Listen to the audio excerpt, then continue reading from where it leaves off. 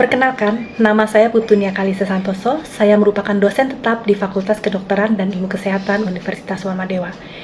Di Universitas Warmadewa, saya mengajar pada Departemen Faal dan Biokimia dan perkuliahan saya tersebar di beberapa blok pembelajaran di FKIK. Proses pembelajaran di FKIK tidak disusun berdasarkan mata kuliah yang berlangsung bersamaan selama satu semester. Namun kami menggunakan sistem blok, di mana sistem blok itu merupakan suatu pendekatan pembelajaran terintegrasi, di mana mahasiswa mempelajari satu topik besar secara fokus dalam satu periode. Jadi setelah satu blok berlanjut ke blok lainnya. Jadi dalam satu semester terdapat beberapa blok yang berlangsung, namun tidak secara simultan, namun satu setelah blok yang satu berakhir, baru blok yang kedua dimulai. Nah, selama blok berlangsung, seluruh kegiatan pembelajaran, mulai dari perkuliahan, small group discussion atau SGD, praktikum, skill lab, hingga penugasan seperti student task, dirancang untuk saling mendukung demi mencapai kompetensi yang telah ditetapkan dalam blok tersebut. Nah, pada kesempatan ini saya akan memperkenalkan salah satu blok yang saya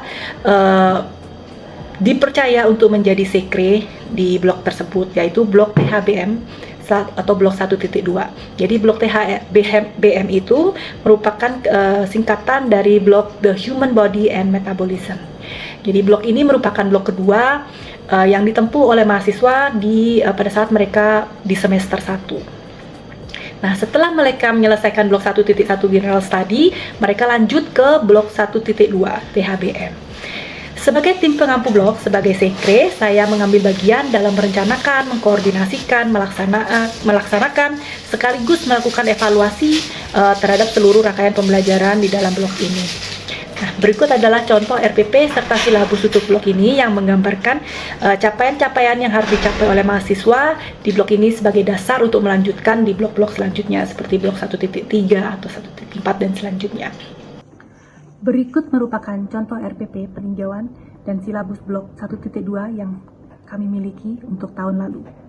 Jadi blok ini terdiri dari 4 SKS, di mana kami menjalankan blok ini selama 20 hari elektif dengan saya sebagai sekretaris di blok. Jadi berikut merupakan capaian-capaian yang kami harapkan bagi mahasiswa.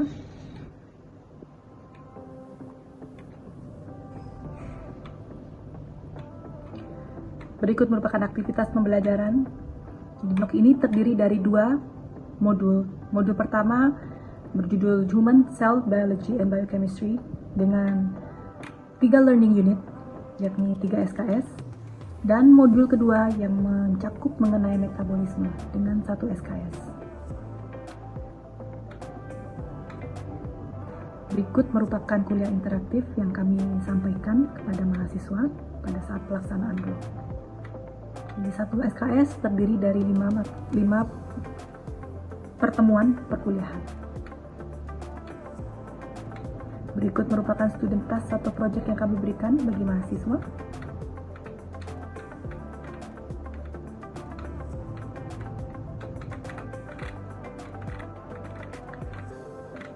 Dan berikut merupakan silabus yang kami berikan kepada mahasiswa untuk blok ini.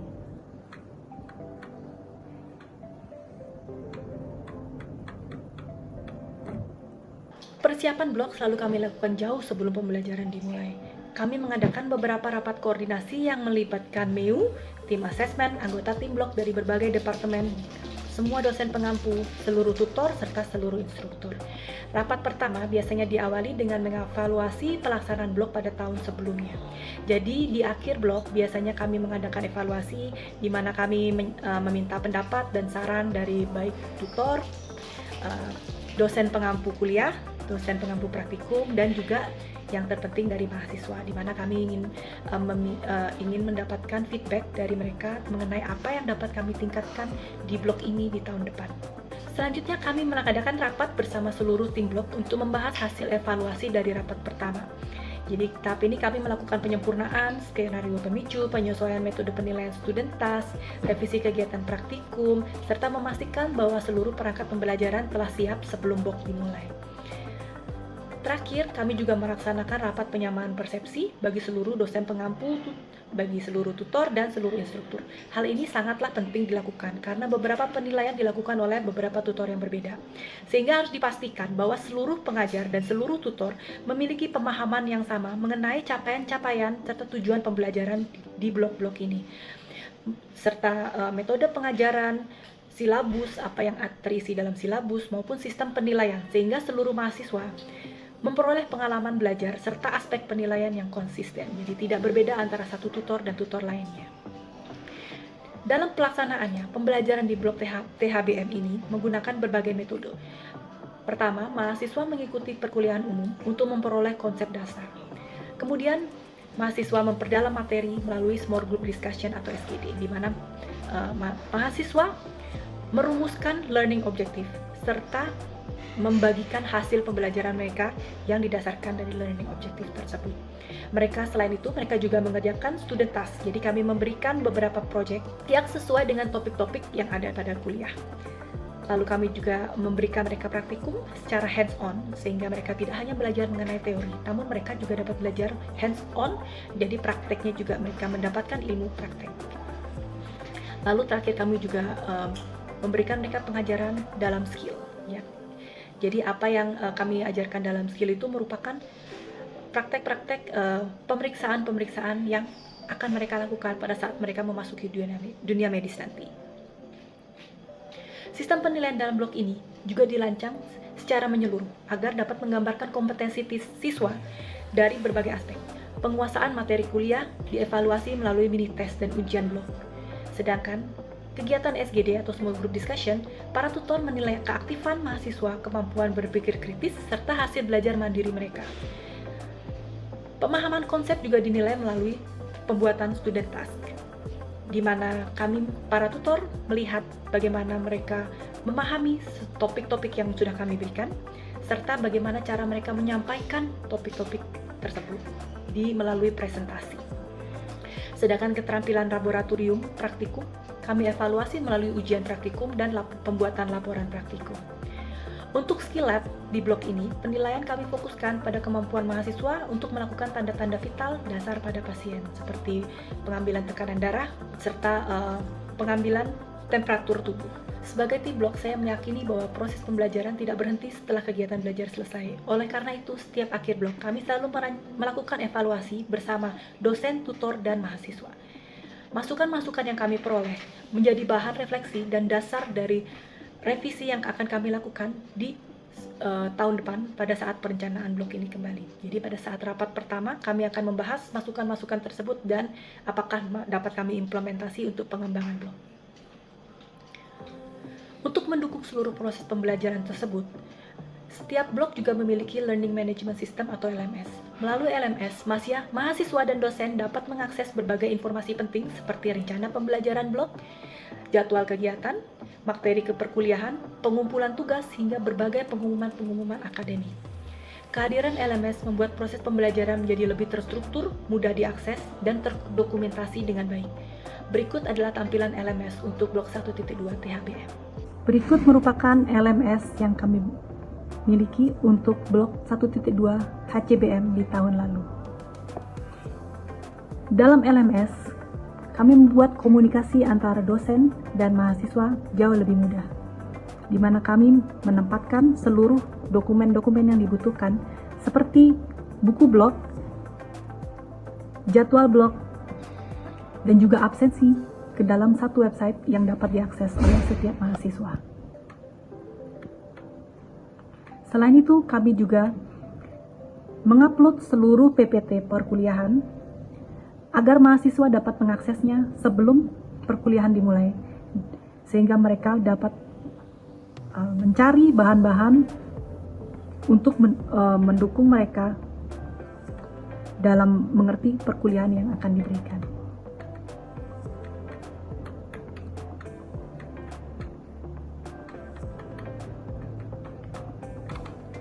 Dalam LMS, kami juga memberikan wadah untuk mereka mengupload hasil-hasil tugas mereka, seperti pada student task.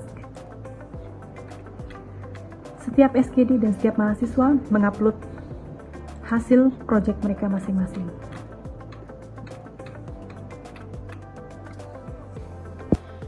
Melalui perencanaan yang matang, pelaksanaan pembelajaran yang terintegrasi, serta evaluasi yang dilakukan secara berkesinambungan, saya berharap proses pembelajaran di Blok THBM telah memberikan pengalaman belajar yang bermakna serta mendukung tercapainya kompetensi mahasiswa kedokteran sesuai dengan capaian-capaian pembelajaran yang telah kami tetapkan melalui RPS.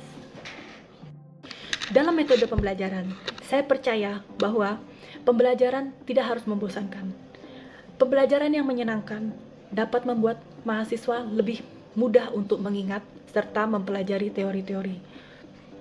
Dalam setiap perkuliahan saya selalu memberikan waktu bagi mahasiswa untuk berinteraksi, baik dalam memberikan pertanyaan agar mereka dapat menjawab, maupun saya juga memberikan waktu bagi mereka untuk memberikan pertanyaan tentang konsep-konsep atau materi-materi yang mungkin mereka masih belum memahami. Selain itu, saya juga mendorong mahasiswa untuk aktif berpartisipasi dengan cara saya membuat game di mana mereka dapat menyelesaikan game-game tersebut yang berisi poin-poin dari isi perkuliahan yang telah saya lakukan, di mana beberapa mahasiswa yang dapat menyelesaikan game-game tersebut mendapatkan hadiah, sehingga mereka lebih excited, lebih tertarik untuk mendengarkan isi kuliah saya agar dapat menjawab game tersebut. Jadi pembuatan game itu merupakan metode saya untuk mengukur pemahaman mahasiswa yang didapatkan selama perkuliahan saya. Selamat siang adik-adik. Perkenalkan, saya Ibu Fitria Kalista Santoso. Saya dari Departemen PAA dan Biokimia di FKIK ini. Jadi hari ini kita akan belajar mengenai DNA replikasi. Siapa di sini yang sudah pernah mendengar tentang replikasi DNA?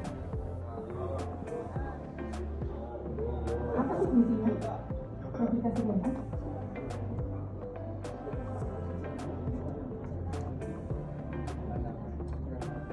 Ya.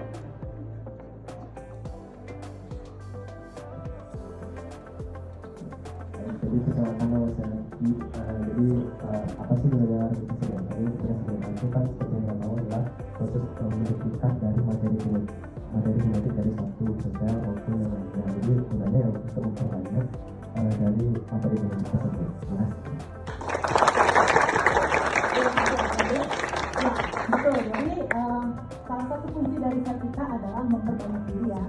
Jadi kalau memperbanyak diri tidak hanya organel-organelnya saja, tetapi DNA-nya juga harus didapatkan oleh antaranya.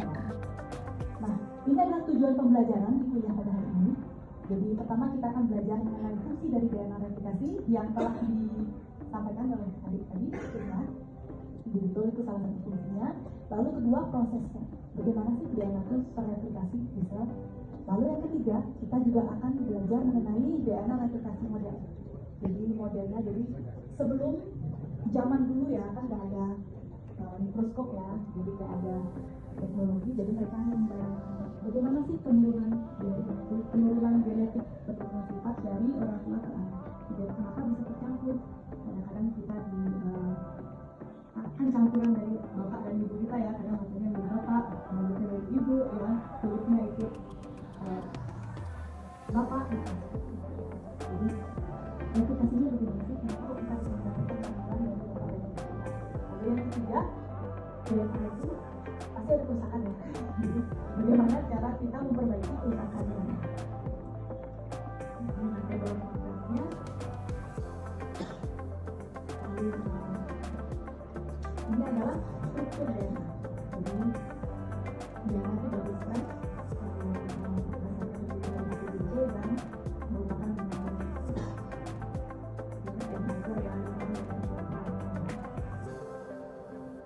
apa sih bedanya bahasa A dan bahasa A, B, B, C? Apa sih bedanya dari masing-masing bahasa itu? Kenapa kok A selalu berpasangan dengan B dan B selalu berpasangan dengan C? Jadi tergantung dari ikatan hidrogennya. Kalau A dan B itu memiliki, siapa yang tahu berapa ikatan hidrogennya? 16. 2 ya. Jadi hidrogen C, ikatan hidrogennya ada 3 ya. Ini sebenarnya akan berhubungan dengan praktikum PCR yang akan dilakukan nanti ya.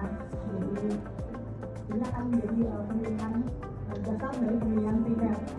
Jadi kalau ikatan A dan B dan secara AB dan BC itu kira-kira lebih butuh energi mana yang untuk memisahkan kedua rangka ini? AB atau BC? Karena partainya tidak. Jadi kalau cara ingatnya atau 3 part garage A dan B lalu C lalu sama D.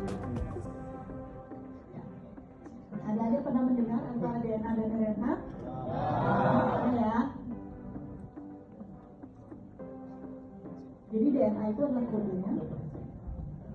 Jadi kita mau menjadi produknya itu kita ingin pakai ini. Jadi produk yang sementaranya itu RNA, sedangkan final produknya protein.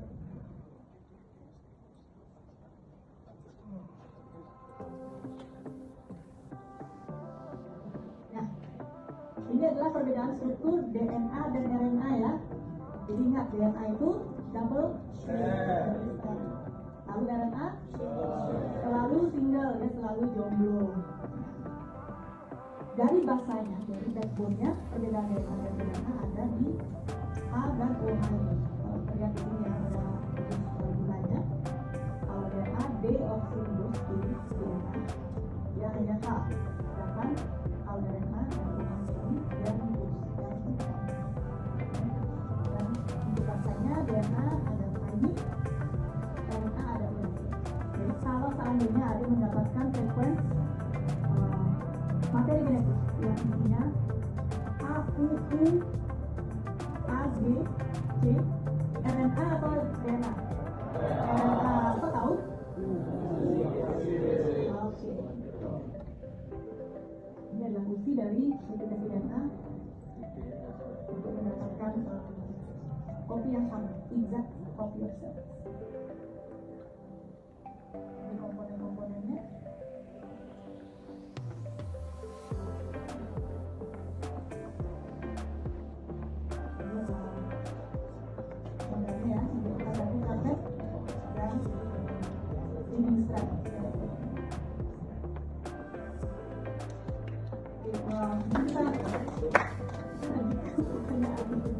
Oke, kita lanjut ke game ya. Ada yang masih simpen game saya?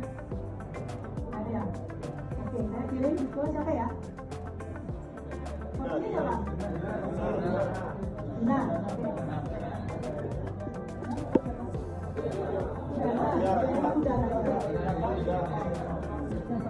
Kopi ini siapa?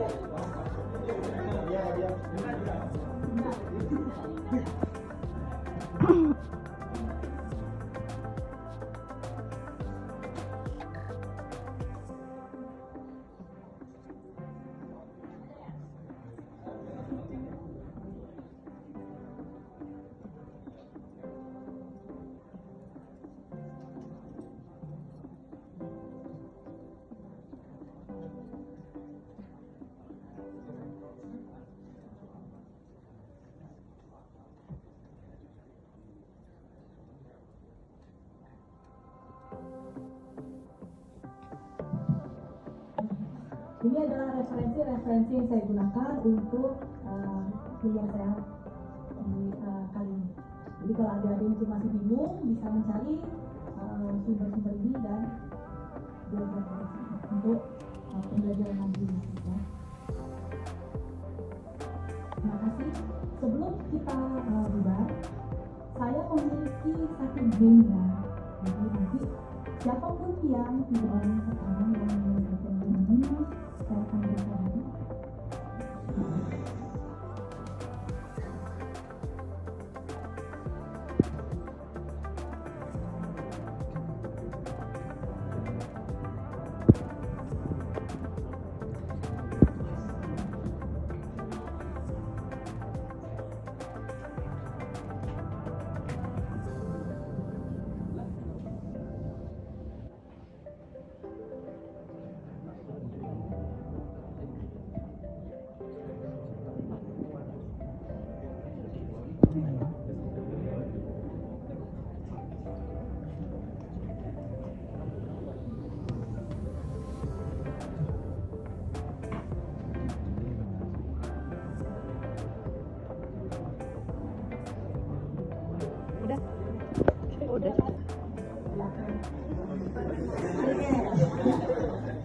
siapa yang mau bertanya? Oke, silakan sebutkan nama dan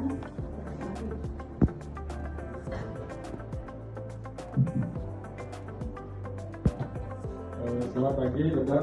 Perkenalkan, nama saya Iman Utama dengan NIM akhir 246. Jadi saya izin bertanya terkait materi tadi, itu kenapa bisa terjadinya Okazaki fragmen dan bagaimana fragmen tersebut diubah menjadi satu DNA yang utuh. Terima kasih. terima kasih untuk pertanyaannya, adik.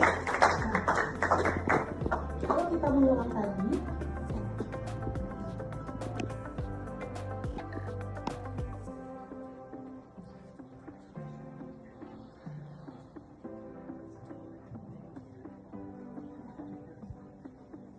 pada saat verifikasi DNA hanya bisa verifikasi di satu arah, 5 ke 3. Jadi rantai DNA terbentuknya 5 ke 3, tapi dia dibacanya 3 ke 5. Pada saat dia dibuka di sini, satu strand akan ujungnya 3, satu strand ujungnya 5.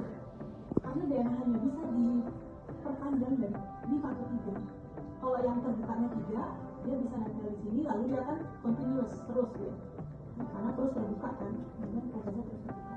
Tapi strand yang satu lagi, yang kan yang terbuka ujungnya 5, sehingga dia tidak bisa langsung nempel di sini. Dia harus nunggu dia terbuka sedikit, agak panjang sedikit, lalu primernya menempel, lalu harus diperpanjang. Jadi perpanjangnya dibuka dulu, nggak bisa diperpanjang, sehingga dia akan terbentuk fragmen. Nah, DNA kita kan tidak fragmen ya, kan continuous. Sehingga apa yang terjadi? Kalau ada lihat yang ini ya, ini adalah RNA.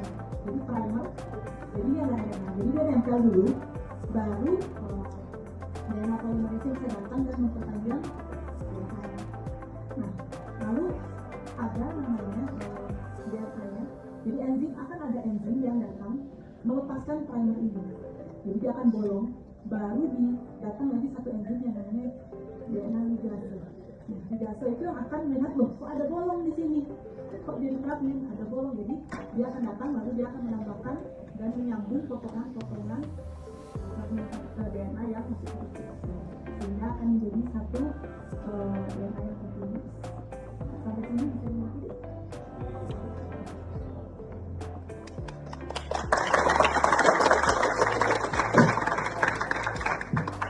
Baik, kalau tidak ada pertanyaan lagi, saya tutup kuliah ini sampai di sini. Apabila mungkin setelah kuliah ini selesai, ada yang mungkin baru kepikiran ada pertanyaan, atau mungkin ada yang konsep yang masih bingung, WA saya selalu aktif, jadi bisa silakan menghubungi saya di melalui WA, atau mungkin bisa didiskusikan pada saat sekolah diskusi. Terima kasih.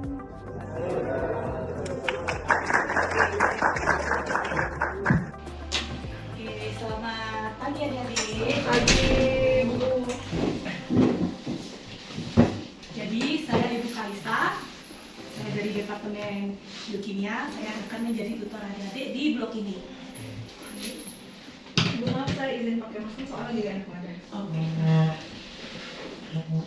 Oke, untuk sistem penilaian SGD akan dinilai dari beberapa poin. Etika, jadi tidak terlambat ya. Yang kedua dari partisipasi aktif. Jadi saya harap adik-adik di sini berperan aktif dalam berdiskusi, menyampaikan pendapat, lalu menyampaikan apa yang hasil pembelajaran. Lalu berpikir kritis, mungkin apa yang adik-adik sudah pelajarin, mungkin ada pertanyaan-pertanyaan yang kritis ya. Jadi saya harap tidak ada yang hanya teori saja, tapi pikirkan hal-hal yang sudah dapat diaplikasikan. Nah, lalu terakhir ada penugasan juga nanti melalui student task. Jadi adik-adik diharapkan membuat proyek-proyek yang sesuai dengan topik-topik kuliah yang akan diberikan nanti. Oke. Jadi sebelum kita memulai pemicu 1, kita akan berdoa menurut kepercayaan kita masing-masing. Ya, berdoa dimulai. Berdoa selesai. Ya. Untuk pemicu 1 ini siapa yang akan menjadi ketua SGD? Oke. Ya, kita akan mulai dengan perkenalan masing-masing ya. Saya mengenal adik-adik. Silakan dari Uji. Perkenalkan Bu, saya Apri. Perkenalkan saya bisa Mirata dengan pemikiran yang Perkenalkan saya Ibu Manjani dengan kelahiran Rasul.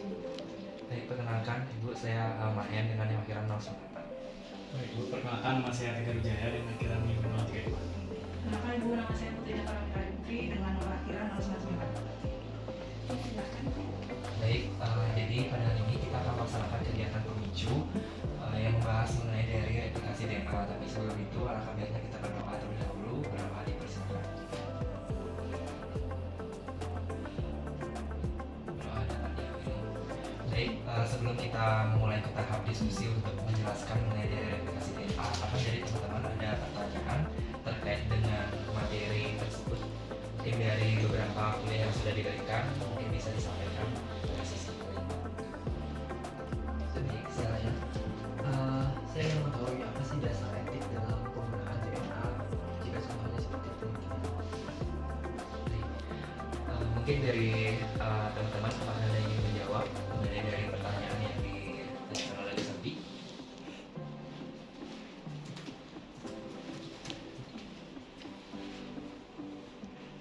Baik, mungkin dari saya pribadi, mungkin kalau membahas tentang materi DNA mengenai dari replikasi DNA itu kan kita akan membahas mengenai dari pengganaan dari DNA itu sendiri, yang dimana kalau misalnya kita kaitkan dengan etik itu sangat berkaitan sekali dengan privasi ataupun dari informasi dari setiap DNA tersebut, karena memang informasi dari setiap DNA ini memang harus kita jaga sebagai kita nantinya menjadi seorang dokter seperti itu. Mungkin dari teman-teman yang lain ada yang mau menambahkan? Adik-adik kan tadi kan sudah mendiskusikan mengenai DNA ya, di replikasi DNA. Itu saya sering dengar RNA. Itu apa bedanya DNA dan RNA itu? Mungkin boleh dari Gustaf Oh, ya. Mungkin dari pembedaan itu dari bentuk. Kalau misalkan DNA itu memiliki bentuk double helix, sementara untuk RNA sendiri dia itu memiliki bentuk single helix. Gitu. Mungkin dari bentuk silahkan. Mungkin dari saya, kalau semisal DNA itu membahas tentang kita akan disimpan mengenai dari informasi genetiknya, sedangkan dari RNA itu akan disebarluaskan informasinya. Mungkin saja menambahkan juga untuk di bedanya DNA dan juga RNA ini, kalau di DNA itu mengandung dari basa nitrogen ATGC, sedangkan kalau di RNA sendiri T-nya ataupun timin itu diganti dengan urasi. Kita atas feedbacknya, mungkin sebelum kita akhiri, alangkah baiknya kita berdoa dipersilakan. Berdoa dapat diakhiri. Terima kasih banyak Ibu. Terima kasih.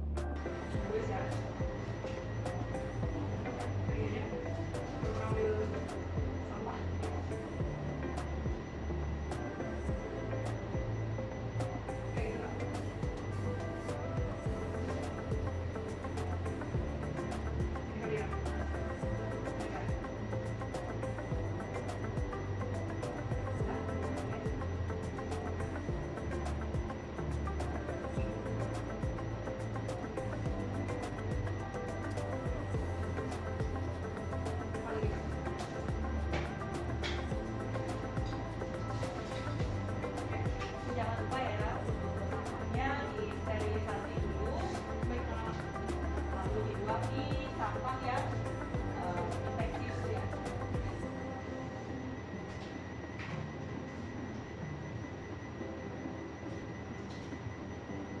Ada lagi nggak? Ini berapa ini kan ya?